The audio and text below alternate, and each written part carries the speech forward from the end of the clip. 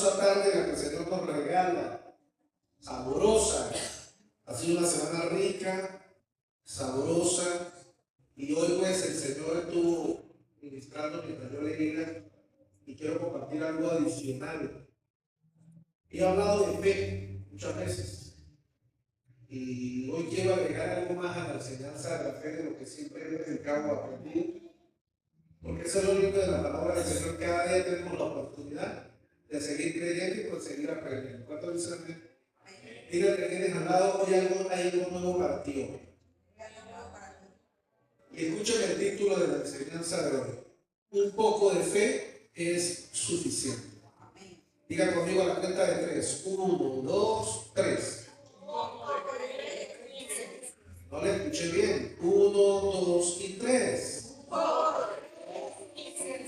Ok, dígale al lado que no dijo nada. Un poco de fe es suficiente.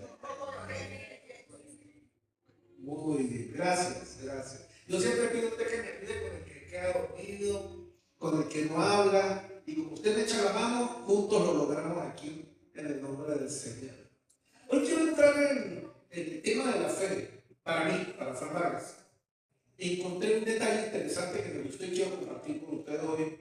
Supongo que no es nada nuevo, simplemente creo que es una perspectiva de empezar a entender que las cosas siguen siendo más profundas de lo que uno a veces se imagina. Mateo capítulo 17, del verso 20, voy a leer para ustedes en la nueva versión internacional. Y allí el Señor Jesús dice esta palabra, mire cómo dice aquí.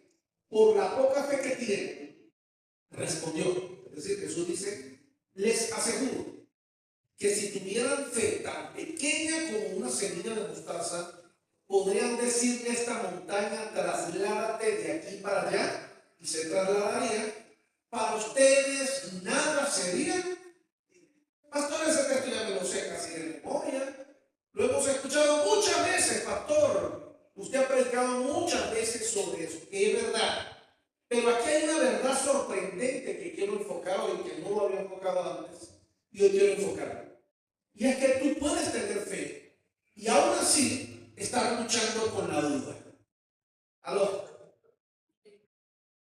Quiero hoy enfocar. Tú puedes tener fe, pero puedes, aunque tengas fe, estar luchando con la duda. Y yo voy a ir a una historia de la Biblia allí en Marcos capítulo 9, donde se habla de un hombre que llevó a su hijo enfermo a Jesús. Voy a tomar esta referencia de él. Hay un hombre que llevó a su hijo enfermo a Jesús, allá en el verso 24, pero lo vamos a leer en el NTV. Y lo curioso de esta historia, antes de poner la cita bíblica, porque a veces me retrasan, a veces me apuran, es que cuando usted lee la historia completa, que no la voy a leer, usted la va a leer luego en su casa, en Marcos 9, Jesús le dijo que sí podía sanar al niño, pero él le puso una condición interesante para poder sanar al niño. Y él le dijo, si puedes creer, puedes sanar a tu muchacho. Y esto a mí me llama la atención. Si puedes creer. Jesús le dijo que podía sanar al niño si él era capaz de creer. Ahora, escuchen la interesante respuesta que el padre da. Verso 24, ahora sí, hijo. Miren qué interesante respuesta. Al instante, diga conmigo al instante. ¿Qué significa al instante? Al brinco de la pulga, ya, de inmediato.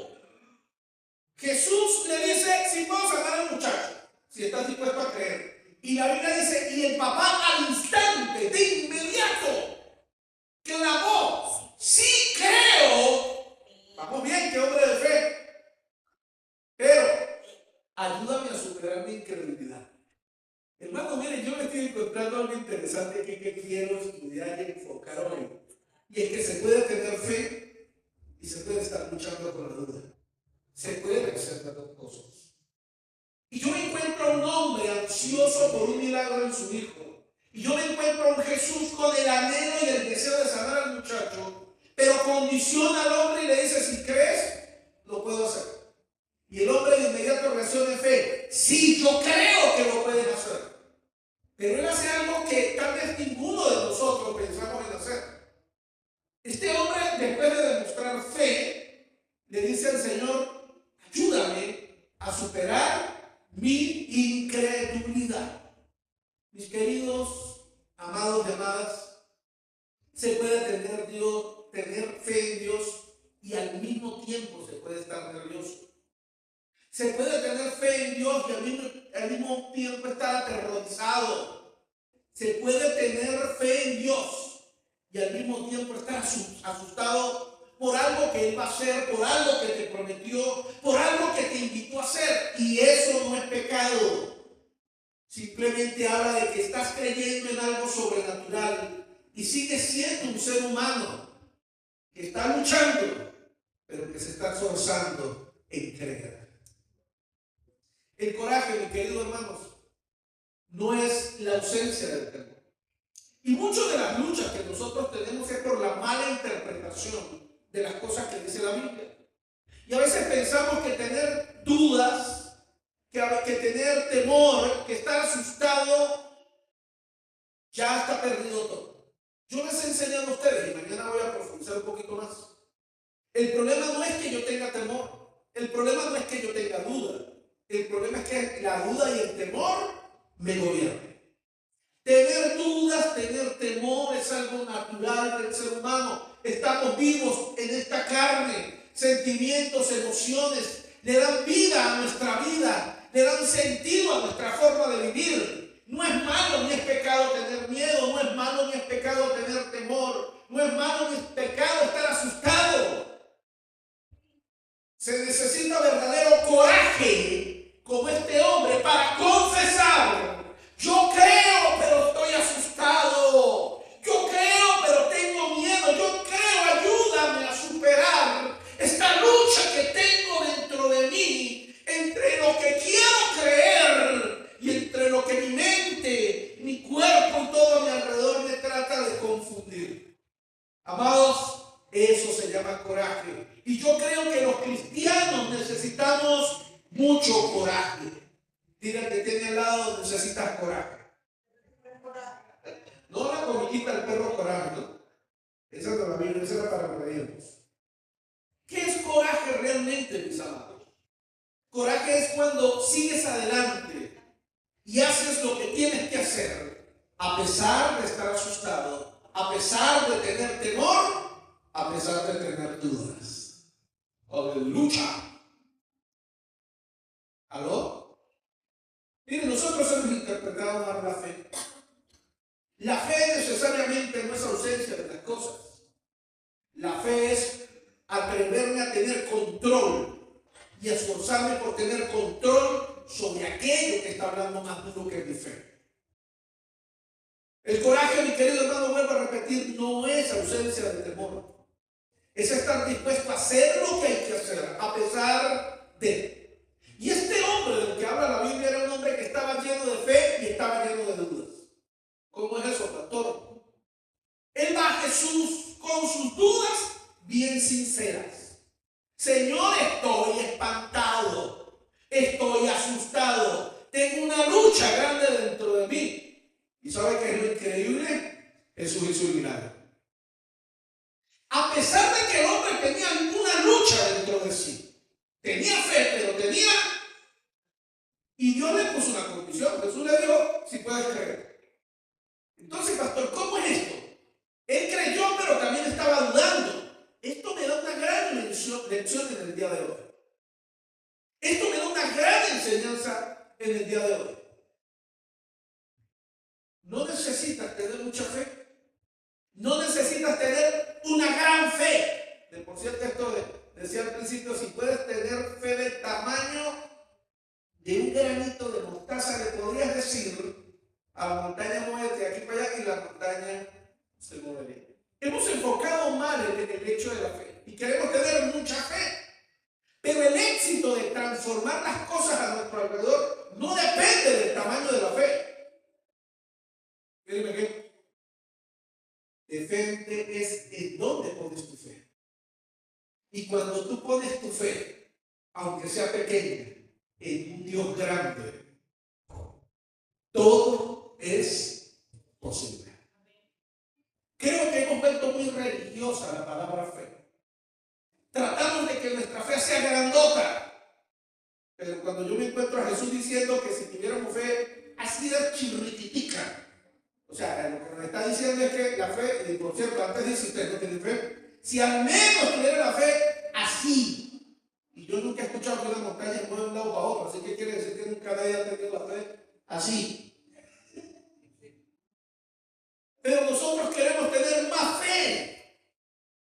El problema aquí no es la fe, mis amados. Y hoy quiero ayudarle a usted a desatar el milagro que Dios tiene sobre su vida. Aquí el problema de la fe es que tú tienes que tener fe a pesar de. Necesitamos ser más coraje. Necesitamos más estar dispuestos a enfrentar la realidad de nuestra vida. Este hombre es admirable cuando le dice a Jesús: yo creo, quiero creer, ayúdame a no dejar de creer. No necesitas una gran fe entonces, necesitas fe en un Dios grande. Yo no sé usted, yo tengo un Dios grande y poderoso. Una vez alguien me comentó: pastor, yo quiero bautizarme y vivir a la iglesia, pero ¿usted no cree que debería responder todas las dudas que tengo en mi mente y tenerlas resueltas antes de dar ese gran paso? Yo le respondí a él y le respondo a usted, por supuesto que no.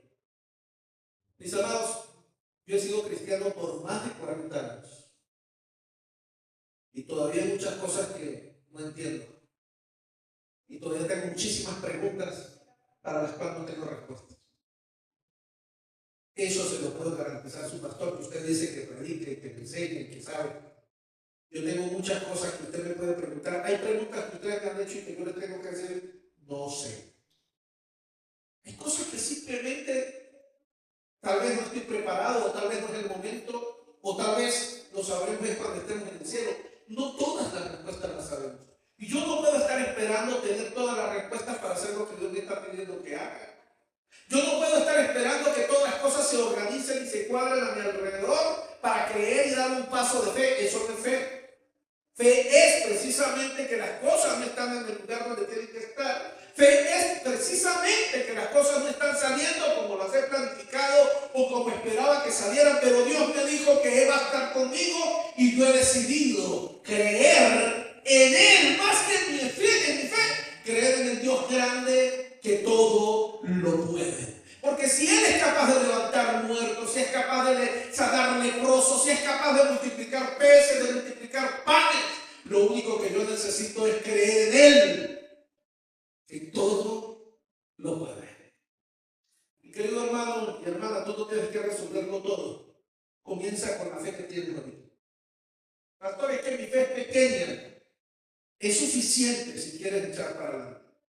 Por eso allí en Mateo 17:20, otra vez el texto del principio: por la poca fe que tienen, les aseguro que si tuvieran fe tan pequeña como una semilla de mostaza, podrían decirle a esta montaña: trasládate de aquí para allá, y se trasladaría. Para ustedes nada sería. Amados, no importa cuán débil o frágil creas que es tu fe, es suficiente para superar las dudas, es suficiente para superar el miedo, es suficiente para superar el temor. Simplemente decide que tu fe está puesta en el Dios de lo imposible y empezarás a ver cosas grandes en tu vida. Y simplemente, ¿por qué? Porque Dios es capaz de lograr mucho más en tu vida de lo que jamás tú podrías imaginarte. Él puede hacer más de lo que tú te puedas imaginar, amado. De todos modos, recuerde que el milagro no depende de ti. El milagro depende del que todo lo puede. Tú lo único que tienes es que creer un poquitico en Él, poner tu fe en Él. Y el resto está en las manos de Dios y en su disposición. ¿Y sabe algo curioso? Dios quiere hacer milagros. Déjeme decirle que Dios quiere hacer milagros. Dios tiene disposición para hacer cosas grandes que tú estás soñando y aún más grandes de lo que te puedes imaginar.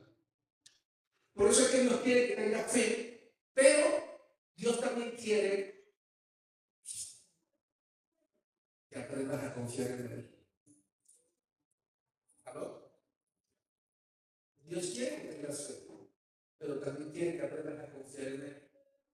¿Qué es confiar en Dios?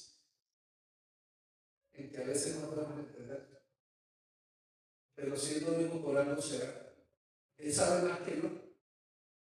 ¿Sabe qué? Él sabe más que tú. Él sabe mañana, Él sabe dentro de Dios, Él sabe todo de tu vida desde que naciste y Él sabe todo de tu vida hasta el día que te mueres. Por eso no es solo cuestión de tener fe, es cuestión de confiar en Él. Y la verdadera fe es confianza en Dios. Tal vez mi fe es muy pequeña, pero yo confío en que Él decide mejor que yo. Déjeme decirle, ya su fe creció, si puedes confiar en lo que quiere hacer con tu vida. Por eso, mis amados, cada pequeño paso que tú das hacia lo que Dios te ha prometido, cada pequeño paso que tú das hacia lo que Cristo te ha prometido, te aleja de la duda. Rompe el temor. Cada vez que tú te atreves a mover así sea los pies un poquitico más, moverte un poquitico más hacia adelante lo que Dios te ha prometido, tú estás luchando y estás venciendo el temor y estás venciendo la duda. ¿Alguien puede decir amén? Sacúdale al lado y dígale amén. Va a tomar un cafezazo con usted. Que fluya la cafeína porque también allí. Esto me lleva a otro punto importante. Deja que la fe y no el temor gobierne tu vida. El temor no es el problema en nuestra vida. El problema del temor es que lo dejemos gobernar. El miedo no es el problema. El problema es que dejemos que el miedo nos gobierne. Si el miedo te gobierna, hermano, te vas a quedar frenado y nunca vas a crecer. En estos días, la semana pasada, está echando broma a Carlos y María. Ustedes saben que ya son motorizados, ¿no? Ahora Carlos lo pasa súbete a mi moto.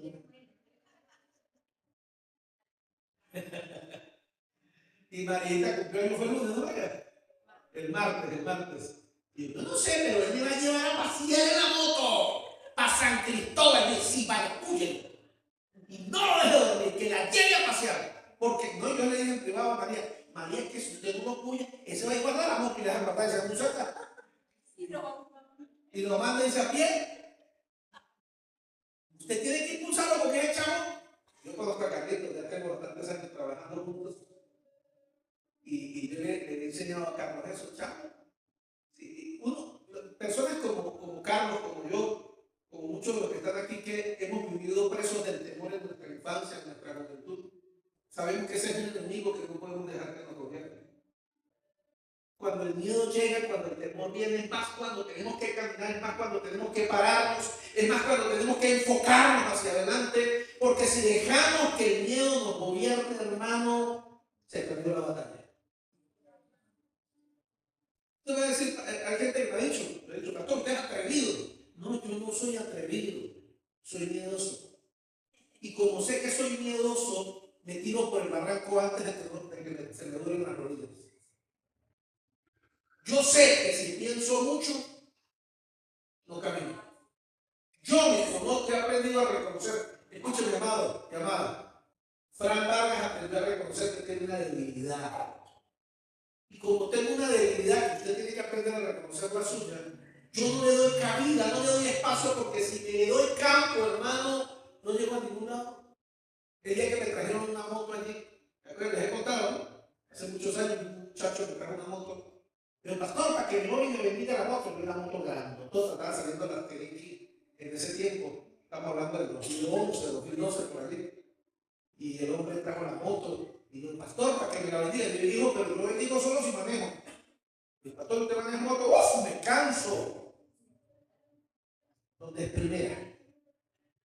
Yo manejaba carro. Y yo le dije dentro de mí, está bonito un carro.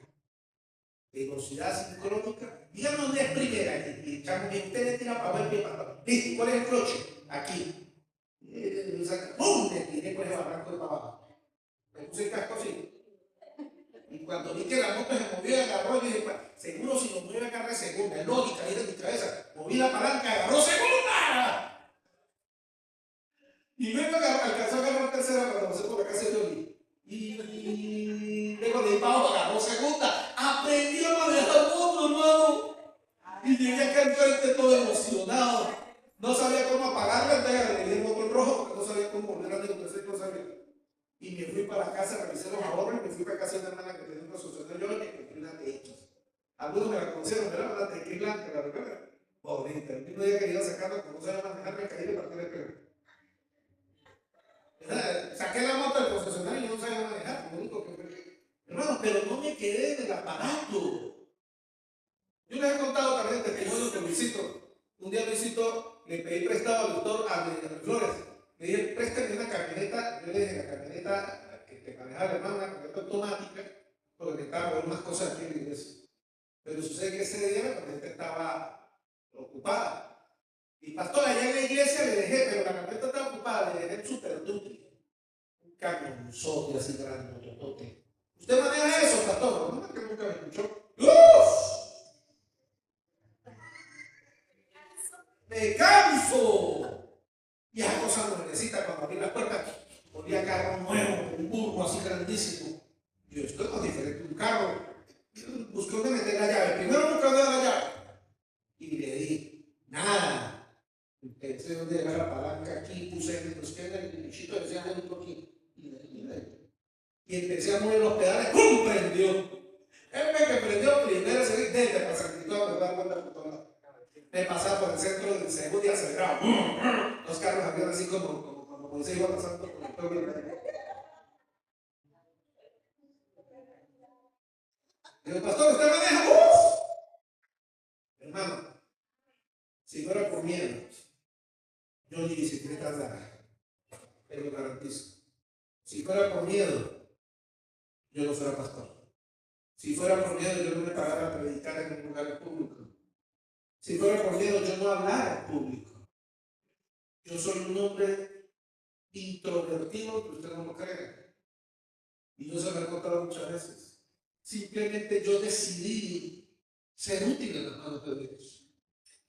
Yo quiero invitarte a que puedas comprender la importancia de estar claro de que no me puede gobernar la duda y el temor, porque si el temor o la duda me gobierna, se acabó la batalla. Dile que tenga al lado, la duda y el temor no te pueden gobernar. No dejes que te controle el temor y el miedo. El miedo y el temor es natural, es normal, es bueno, pero nunca te puede controlar.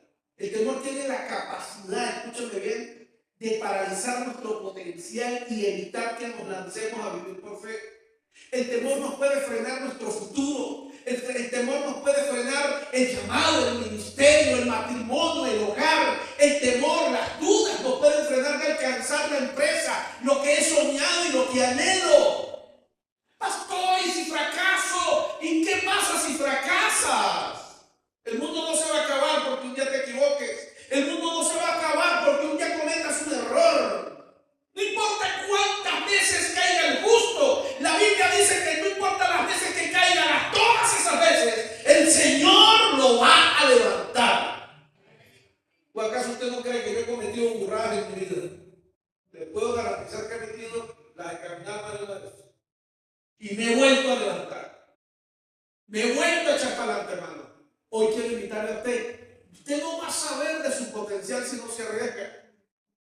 Dios abre puertas, pero usted las tiene que atravesar. Si usted está esperando que llegue un carrito y el Señor lo monte en el carrito para pasar la puerta, usted está perdido. Él abre las puertas, pero el que tiene la disposición de atravesar las puertas eres tú. Si no atraviesas la puerta, te quedas mal. Cuando elegimos el temor en lugar de la fe, mis amados, nos volvemos escépticos y tenemos miedo de intentarlo de nuevo. Eso nos vuelve egoístas. Ya no nos gusta comprometernos con Dios y no nos gusta comprometernos con la gente. Porque mucha gente, después de un fracaso en el amor, no quiere volverse a enamorar. No es porque estén sobrados, es porque tienen miedo y temor. Mira, allá está el príncipe cenizo. Ahí se le saca el chuki del temor. Ya se quiere casar, ya está buscando esposas. Hace como 2 años decía que no. Hace como 2 años, no, yo no me voy a casar, pastor, ni loco. Y hace como 6 meses, no, pastor, yo sí, tu esposa. Ya lo superó, vamos a echar para adelante. Un fracaso no puede determinar. caes de una bicicleta, no fue culpa de la bicicleta, fue el temor y fue el miedo. Párate y vuelve a andar la bicicleta antes de que el miedo te gobierne. Te caes de la moto, te golpeaste en la moto, más nunca volver a andar en moto. El carro, tuviste un choque, no vas a volver a manejar. Te caíste en una escalera, no te vas a volver a subir una escalera. Te fracasaste, te engañaron en el amor, no vas a volver a amar. No, señor. Tomaste malas decisiones, pero no podemos dejar que el miedo nos detenga, mis amados. Un hombre llamado Bartimeo es otra de las historias bonitas que está en la Biblia. Este hombre Bartimeo, muy famoso en la Biblia, usted lo ha escuchado nombrar Bartimeo, él enfrentó un temor grandísimo, mis amados. Un temor que de seguro usted y yo lo podemos entender, como hablamos hace un rato. Bartimeo enfrentó el temor al rechazo. ¿Cuántos de nosotros hemos tenido temor al rechazo? Hermano, usted no me escucha a mí y usted piensa que yo he hecho broma, pero usted me ha escuchado a mí echar broma con esto y no es broma, en serio. Yo no fui capaz de nunca pedirle el pan a una muchacha y a mi esposa tampoco fui capaz. Aquí hay algunos que son tímidos, como se la tira el niño Carlitos, pero es un avión. Yo no era capaz ni de eso. No le digo que mi esposa fue una mujer fea de la vida. ¿Sabe por qué? Porque yo tenía temor al rechazo. Y se me dice que mejor no. Un día hablaba con mi hijo de este tema y yo le decía a él, atrévete, chévere, para adelante, hágalo. Si usted y yo no nos atrevemos a algo, nunca sabremos la verdad. ¿Qué es lo peor que puede pasar cuando tú enfrentas un temor y un miedo? Que te equivoques y que falles. En los negocios, en el hogar, en el matrimonio, son riesgos que hay que correr. Amados, Bartimeo era ciego, pero Bartimeo quería ser sanado. ¿Usted sabe que Bartimeo quería ser sanado? Claro que sí. Él no quería seguir siendo ciego. Él sabía que gritarle a Jesús por encima de la multitud no era lo correcto. Él sabía que si se ponía a gritar en medio de la multitud, lo iban a mandar a callar. Pero Bartimeo estaba desesperado por su ceguera. Y en el momento, él ni siquiera sabía que Jesús iba a pasar por allí. Pero con el bullicio y el alboroto que había, se enteró que era esta bulla. El maestro, el nazareno, está pasando. Hermano, y en ese momento Bartimeo tuvo que tomar una decisión. O el rechazo, el miedo al rechazo me convierte en ciego para toda la vida, o la pena y la vergüenza me la trago. Y hermano, con todo respeto y cariño, yo estoy interpretando que en la Biblia Bartimeo empezó a gritar como el propio loco del mercado. Y yo creo que Bartimeo ni siquiera sabía, porque era ciego, que el carro iba a hacer cuando gritaba. De repente Jesús iba allá y gritaba a la mañana, ¡Jesús! Él estaba ciego. El que iba a saber, él sabía el alboroto que había. Y empezó a gritar como loco y la gente alrededor, ¡dejen la bulla, no me da pena, dejen el escándalo! Por eso, miren como dice en el 10:48 en el NBI de Marcos. Para que salga la duda. Marcos 10:48 en el NBI. Muchos lo reprendieron para que se callaran. Pero él se puso a gritar aún más fuerte: ¡Hijo de David, ten compasión de mí! Y miren lo que pasó cuando gritó a Jesús. Todos alrededor le dijeron: no hagas eso, cállese, no hagas un escándalo. Seguramente Jesucristo no estaba interesado en ti. Él tiene cosas más importantes que hacer. Amado, ¿a cuántos de nosotros el diablo no nos susurra de esa manera? ¿A cuántos de nosotros el diablo no nos dice, no le da pena, no le da vergüenza llamar, tocar esa puerta? Cuando una oportunidad para tener fe llega a tu corazón, llega a tu vida y a tus pensamientos, ¿a cuántos de nosotros el diablo no nos dice, Dios seguramente no estará interesado en ti? O no hagas un escándalo, no te da vergüenza, o qué pensarán las personas de mí si se enteran que yo tengo esta lucha. El temor y la duda nos impiden tener fe, mis amados. Cuando ves una oportunidad de cambiar, hay todo tipo de Cristos dentro de ti y fuera de ti. Y no estoy hablando de mentiras ni engaños. Es una realidad. Se nos presentan delante de nosotros las oportunidades y empieza dentro de nuestra cabeza a gritos. Y de afuera nos faltan las voces de la gente que puede hablar para desafinarnos a la hora de tomar una decisión. Mi amado, Dios te está llamando a algo más grande de lo que has hecho hasta ahora.